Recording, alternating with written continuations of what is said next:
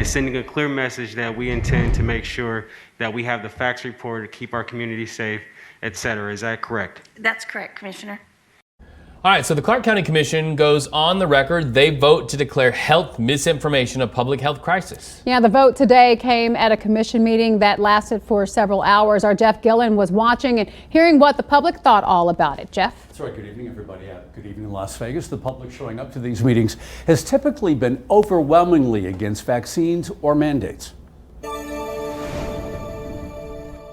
Resolution 36 asks the County Commission to declare health misinformation a public health crisis. The sponsor is County Commissioner Justin Jones, who says studies show exposure to what experts label misinformation has made many people hesitant to get vaccinated. Jones says misinformation has led health workers and others on the COVID front line to get harassed. He says it also hits the county in the wallet at its public hospital, UMC. 96% of the folks who are in UMC as a result of COVID-19 are unvaccinated. That's a direct cost to the county. The backdrop to this resolution is a county grappling with a stronger strain of COVID. Since vaccines became available this spring, only 57% of those eligible in Clark County have completed their vaccinations. Which brings us to today's meeting, where some saw the resolution and saw something more sinister. I'd like to know, did we sign up for communism? You know, I'm all for science. That's what I've spent my background in. I work in that. But, you know, I don't appreciate only having one narrative. In fact, the resolution mentions nothing about curbing speech. And earlier this summer, the U.S. Surgeon General raised the alarm at the speed with which misinformation, especially on social media, has slowed the vaccine campaign. What bothered Commissioner Marilyn Kirkpatrick is the message she said this resolution might send. Honestly, tired of dividing our community. I've had it. She voted no today. So did Jim Gibson. The question that people tend to ask when government does something like this is, what's next? The resolution supporters on the commission said there is no next and no muzzle. This is not an intent in any way to take away anybody's freedom. Y'all can come down here every single public comment from now until eternity, and we're not going to limit your free speech ability here or anywhere else. The measure passed 5-2. And that COVID misinformation, just one of the things being addressed by the White House today. John Traynor spoke with the Biden administration this very morning. He's live in our newsroom as COVID coverage continues. Yeah, that's right. Misinformation not only here, it's a problem nationwide. We were able to ask the White House about that. The vaccine expert says even the skeptics can be swayed. That's where we begin.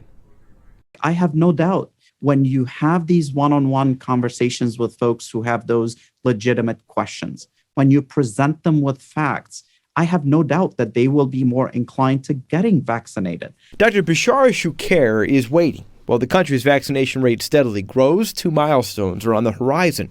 The first for some of the youngest Americans. Kids ages 5 to 11 are filling up pediatric emergency rooms. On Monday, Pfizer announced their vaccine works for those vulnerable children.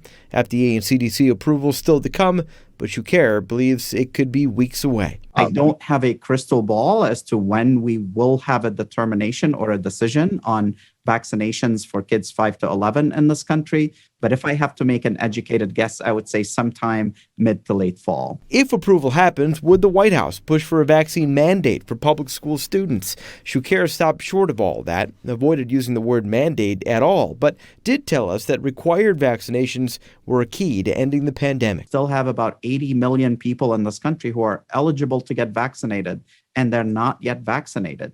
That's why we have to double down on the strategies that work. At the same time, the president launched a very bold, comprehensive plan a couple of weeks ago that includes a lot of strategies to make sure that we are getting more and more people vaccinated, including the institution of vaccine requirements. Also on the horizon, booster shots. Last week, the FDA declined to approve mass boosters, but will consider a booster shot for vulnerable populations, which would come in the next few days. Those boosters would be for seniors and those at high risk. If the FDA does approve those boosters, which they're considering tomorrow and Thursday, the White House says they want to roll out shots in days. Well, as the Delta variant continues to spread, health officials are seeing a growing demand for a COVID treatment that's been available since the beginning of the year. Yeah, News 3 Steve Wolford is live in the newsroom with an update on where things stand with monoclonal antibody infusion. Yeah, that's right. The monoclonal antibodies are synthetically produced to treat patients within 10 days of a COVID diagnosis. But based on some new developments, it also applies to people who have had a confirmed contact with somebody with COVID.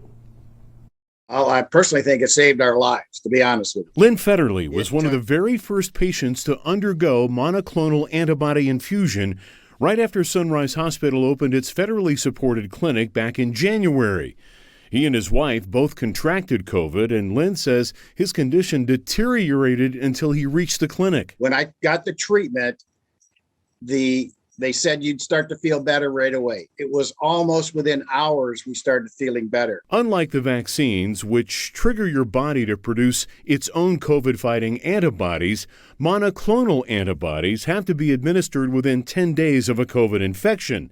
And because they're 70% effective at keeping high-risk patients out of the hospital, the need is growing. And unfortunately, the fourth wave has caused the demand to rise because there's obviously a reason we don't have other therapies other than the monoclonal antibody at this time. But Sunrise Hospital Chief Medical Officer Dr. Stephen Herta says Nevada has a good stockpile right now.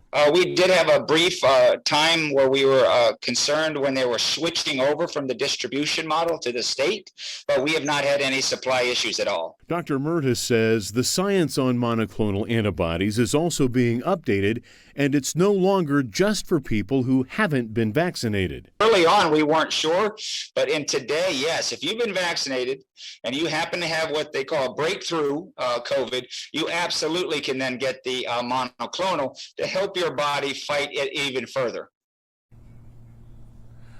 Monoclonal antibody infusion is still not available to everybody because the FDA still has it classified for emergency use authorization only.